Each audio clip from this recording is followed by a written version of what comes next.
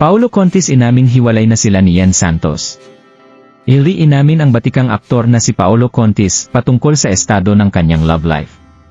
Ayon sa kanya siya ay proud single na. Ang revelasyon na yan ay matapos tanungin ng King of Talk na si Boy Abunda sina Paolo Contis ng T para sa inyo single or taken.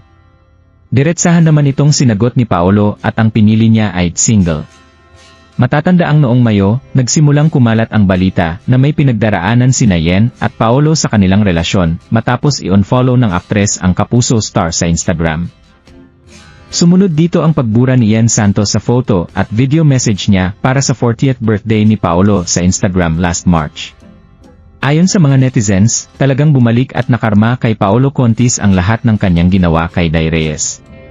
Labis kasing nasaktan ng aktres sa paghihiwalay nila ni Paolo Contis at nasaksihan ng netizens kung paano umiyak si Day sa National Lee. Ipinagpalit ni Paolo Contis ang kanyang pamilya para sa girlfriend na si Yen Santos kaya naman umalis na si Day sa Pilipinas.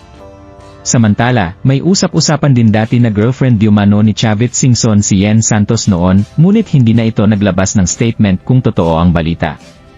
Sa ngayon ay ayon kay Paolo Contis ay mas gusto na lang niyang mapag-isa muna dahil ayaw di umano niya ng magulo. Mas pipiliin niya ang kanyang peace at nakiusap na wag na sumausaw ang madlang people sa kanyang pinagdadaanan. Matatandaang maraming tao ang nagulat at tila hindi nagustuhan ang kanilang relasyon dahil na rin hinihinala nilang other woman si Yen Santos. Nagkaroon kasi sila ng feelings habang kinukuhanan ang kanilang movie sa ibang bansa noon. Kalaban nila ang buong bansa na patuloy binabatiko si Yen Santos. Noon naman ay maganda ang takbo ng karera ni Yen Santos at marami siyang offers, ngunit nang maugnay ito kay Paolo Contis ay napansin ng netizens na humina ang kanyang endorsement at projects. Anong masasabi niyo sa balitang ito? Comment down below.